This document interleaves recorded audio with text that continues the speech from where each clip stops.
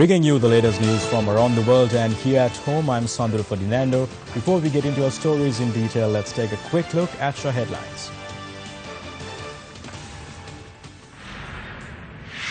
Malaysia's central bank governor offers to resign. Several annexures from the Bond Commission report presented to Parliament. UNP's Ananda Kumarasiri becomes the new deputy speaker. JVP, TNA and joint opposition abstain from casting their vote. Cabinet calls for report on the land grab in the Knuckles forest.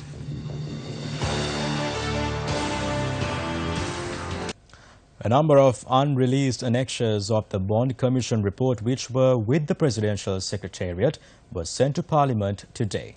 I have been given only a section of the annexures from C350 to C360.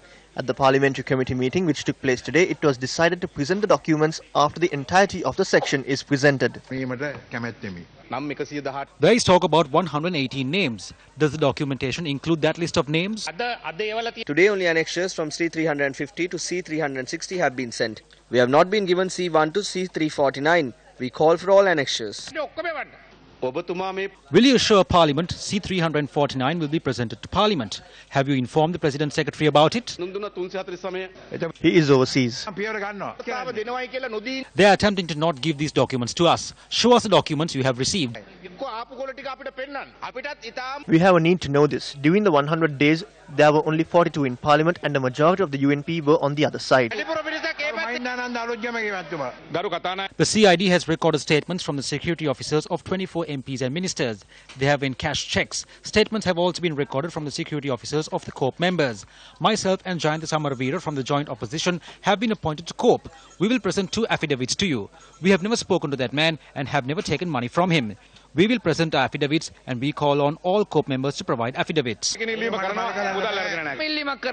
request for the details of all those who had telephone conversations with Arjun Aloysius to be released. MP Alut Gamage says those who face allegations are not suitable to be appointed to COPE. Both MPs Alut Gamage and Jayantha Samaravira maintain that stance. Both of them have been accused of fraud and misappropriation. Therefore, I request you do not appoint anyone who faces criminal charges or indictments to anyone. Yes, there is a case. Until now, I did not mention the names of the MPs. Security officers of 24 MPs have given statements, and among them are the officers of Deputy Minister Ajit P. Pereira.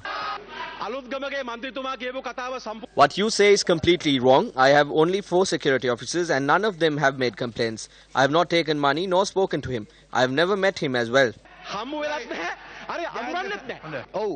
You added footnotes to the COPE report. You are a member of the footnote gang. Page 671 of the Bond Commission report states the footnotes are not incorrect or unreasonable. Everything is a mess in Parliament, while the rogue Arjuna Mahendran is living free in Singapore.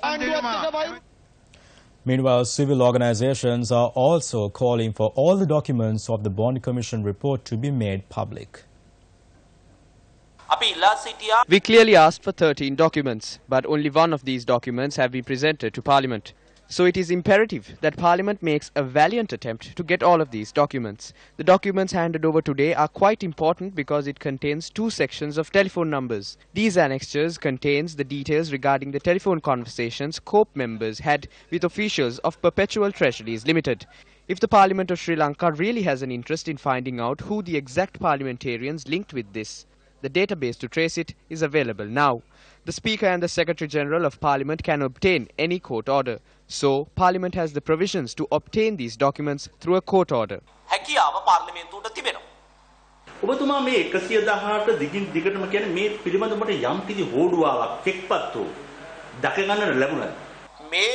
This matter concerning the 118 wasn't something I surfaced. According to the information we have, more than 118 people have accepted money, around 164 of them. Our initial observations suggest that it could be even more perhaps. So it is only those who compiled the Bond Commission report and Austin Fernando who know if the report contains these details or not. Furthermore, journalists questioned Colombo Mayor Rosie Senanayake over the bond scam.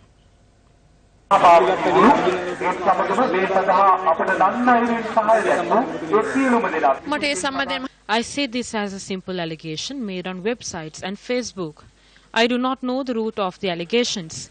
There are many false allegations. It was said 5.7 million rupees was to be used to renovate the toilets. It is not my private property.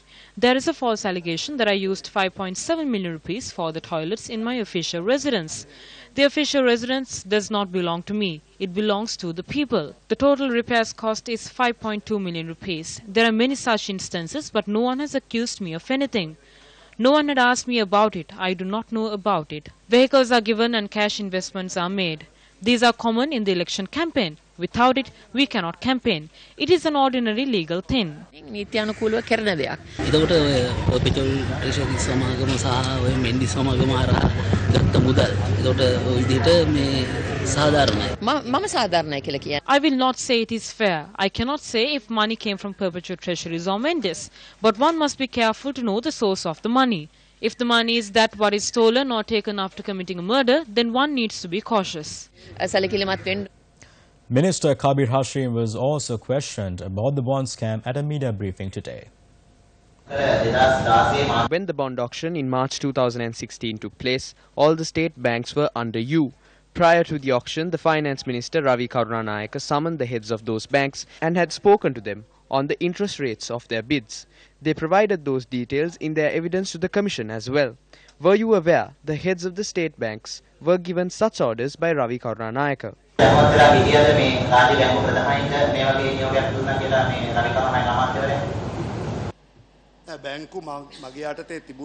Though the banks were under my purview, from time to time the Finance Ministry would summon the heads of these banks and have discussions on the monetary policy.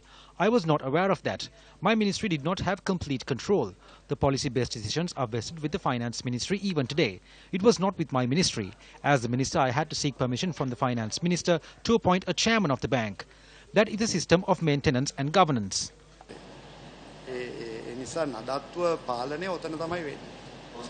Speaking to News First, former Finance Minister Ravi Karunanayake said there is no truth to the statement made by Minister Kabir Hashim. Karunanayake went on to say several state banks were under him from January to August 2015. However, they were later moved under the Ministry of Public Enterprise Development. Several other views on the central bank bond scam were also expressed today.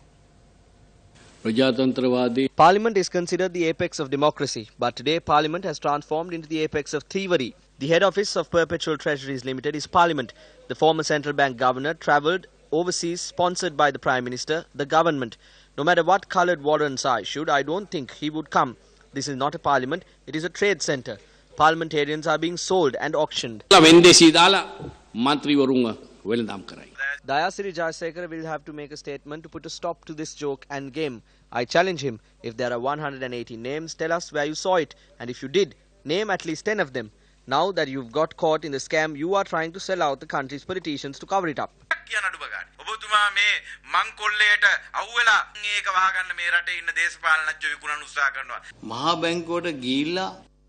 It wasn't anyone else but Malik Samaravikram and Kabir Hashim who went to the central bank and then had a breakfast meeting. Though we've constantly spoken about this meeting, they say they didn't do it. What was Malik Samaravikrama, with no position whatsoever, doing creeping into the central bank? In more local news, the National Three-Wheeler Association of Self-Employed Professionals made a complaint to the Commission to investigate allegations of bribery or corruption. The complainants, making a statement to the media, mentioned several names. However, we will not report those names as the allegations cannot be proven. Once allegations are proven, we will reveal those names to the public. The Speaker is a respondent in this allegation. The complaint is against him and the Secretary of the Executive President of the country, Austin Munasinghe. Says he took 100,000 rupees. What we say has taken over 2 million rupees. Has taken more than 5 million. Has taken more than 1 million. Has taken more than 4 million. There is no competent authority by way of an individual or institution to look into this. We requested the chairman of the commission to investigate allegations of bribery or corruption to take action against these people.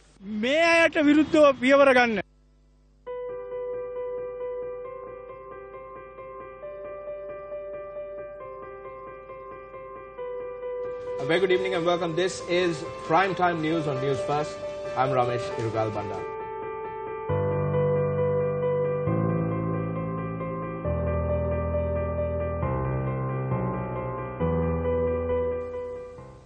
And now in a story which made the headlines, UNP parliamentarian Ananda Kumarasiri was elected to the post of Deputy Speaker of Parliament today.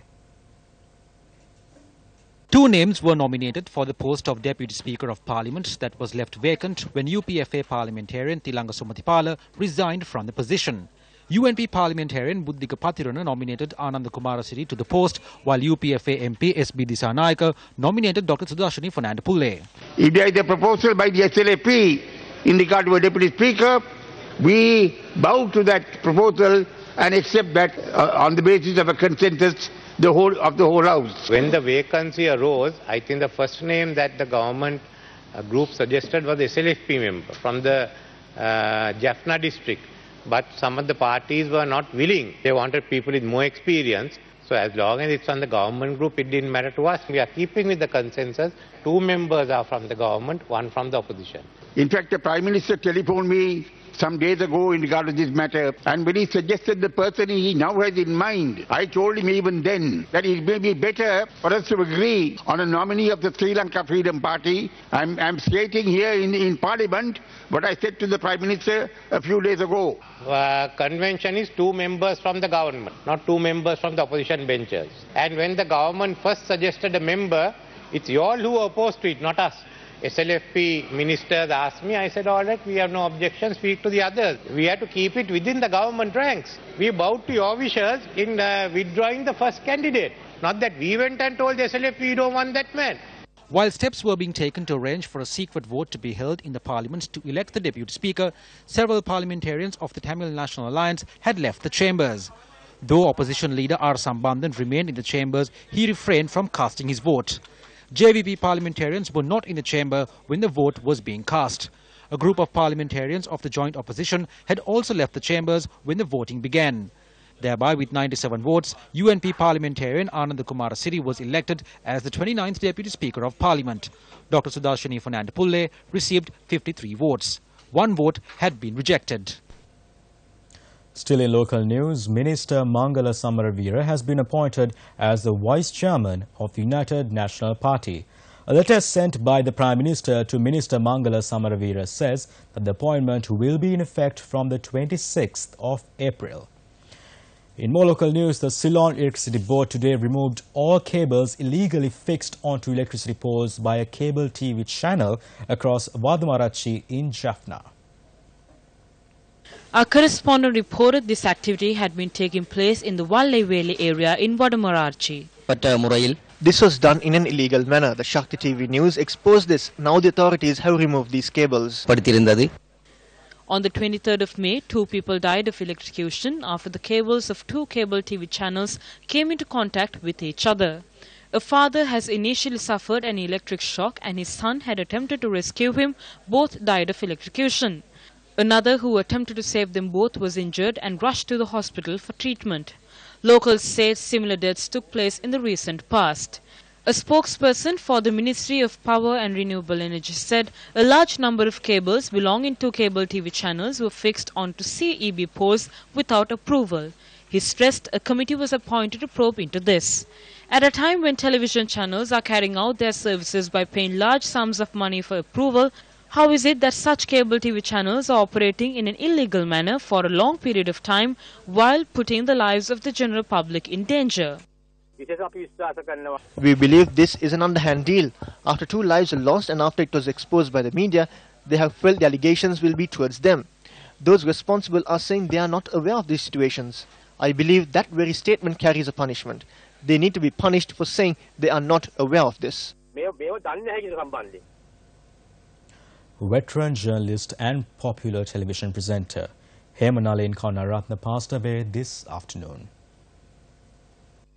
Hemanalin Karunaratne, aged 56, died of a sudden illness at his residence.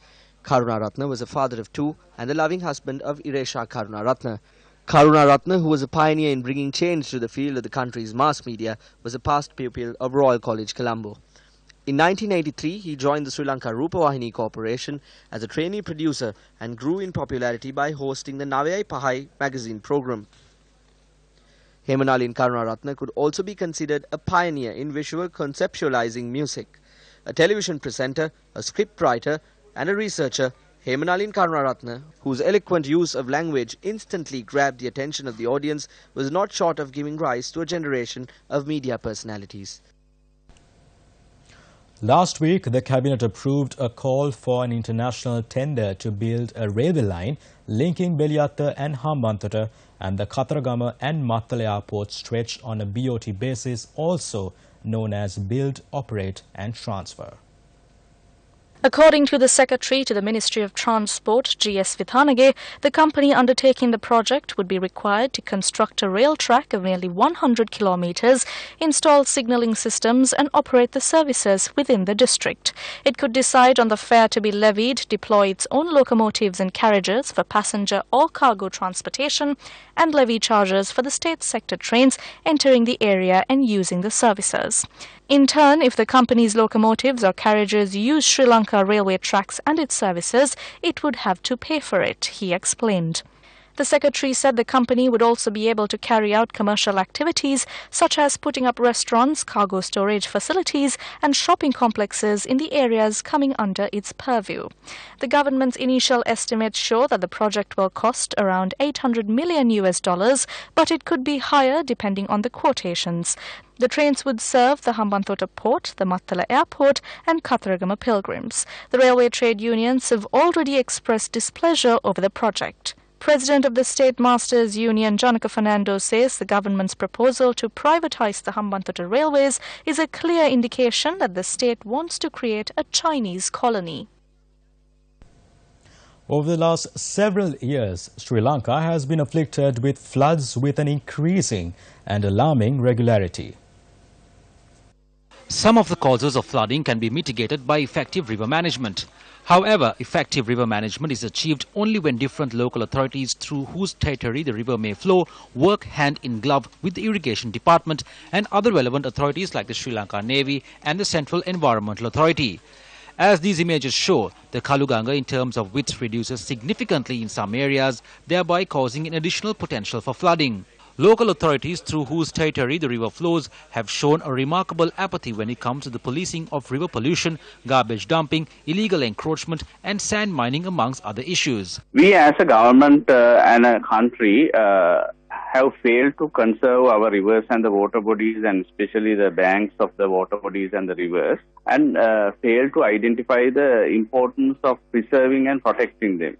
But countries like Thailand and other countries in the same region, Asian region, and also the countries, European countries, they have actually taken a keen interest in preserving the water bodies and the rivers, because they know that if water bodies are polluted and destroyed, it will lead to a number of disasters and it will lead to a number of diseases in human as well as in the species living in the water. Experts agree that amongst other causes for flooding downstream is an issue surrounding what is known as river management.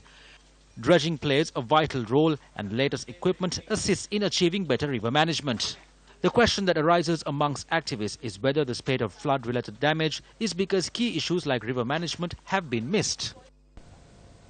A group of Italian musicians will perform with the National Unity Orchestra of Sri Lanka and the Dean Elenoro Brothers at the Nelum Pokuna Theatre tomorrow. The concert is organized in line with the Italian Week in Sri Lanka.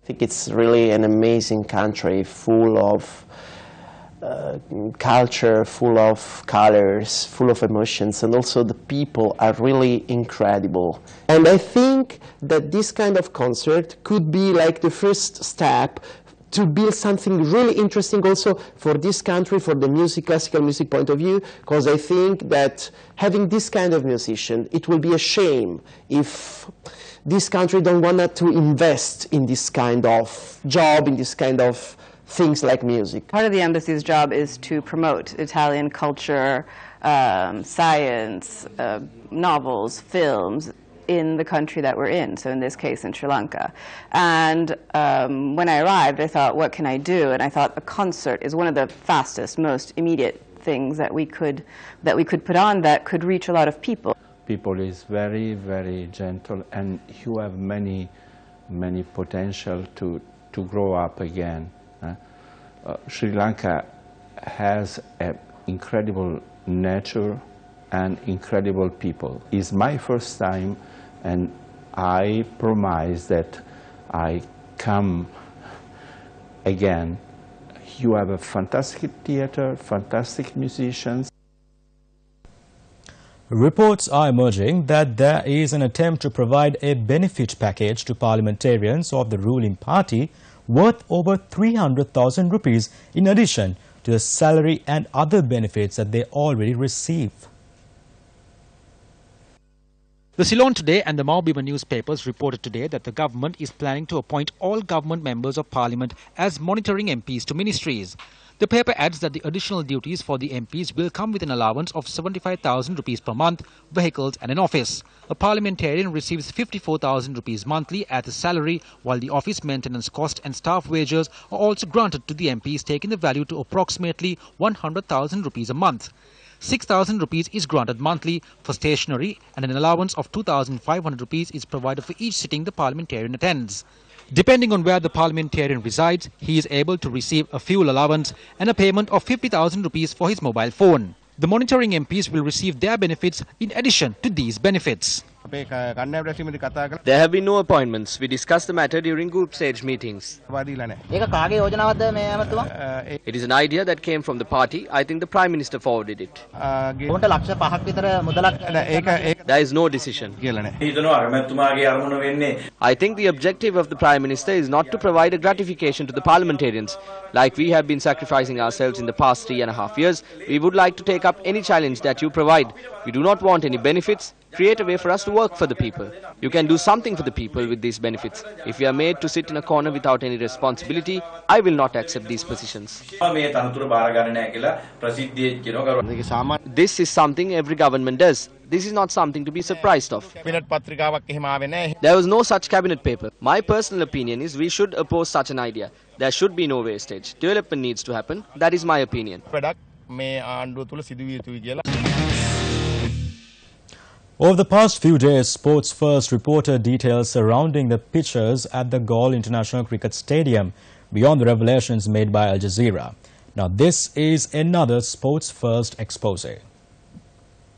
Days after Al Jazeera in a documentary made alarming revelations about pitches being doctored for money, Sports First reported details of the pitch at the Galle International Cricket Stadium being suddenly relaid. Fresh reports are now emerging of an incident where Wijesekara Walisundara, who commentated for the second test between Sri Lanka and Australia, which is at the centre of the allegations, being removed from commentary after receiving a telephone call from an SLC official. Every time a wicket falls, we make a certain analysis as to how the ball turned, how it popped up and where the patches are on the pitch. I remember during my commentary I said I am seeing a pitch like this after a long time. About an hour before the end of that day's play, the producer of the Sri Lanka Broadcasting Corporation, Hiniduma, a friend of mine, came running and was panting. He asked me if I said anything during my commentary. I said, well, what is there to say? So I did not say anything. I am just commentating. He told me not to get angry, but that I've spoken some things which were unnecessary and said the board had called him and told him to stop my commentary. I said they cannot do that. The Cricket Governing Board cannot stop a commentator. After the end of day's play, Hiniduma called and told me not to get angry, but we made a decision to stop your commentary tomorrow. Around 4 days later, I met the Director General of SLBC, Herunanda Hettiarachi. He immediately called the producer that day, Hiniduma, to his office. In front of me, he asked Hiniduma what happened. He said he got a call asking him to stop me from commentating. Then he was asked who called him. It was then that Hiniduma said it was Jerome Jayaratne who called him. He did not tell me this at the ground that day. The two of us immediately went in my car to Sri Lanka Cricket and met Jerome Jayaratne. The moment he saw me, he told me to take a seat and asked how I was. I immediately asked him why he called Hiniduma and asked him to stop my commentary. He told me, I am very sorry Machang, but please don't ask that question from me, and asked me not to take it any further than this. He said he merely communicated an order he received from above because my commentary wasn't working out well. And with that, we wrap up Primetime News. Thank you very much for joining us. Do take care and good night.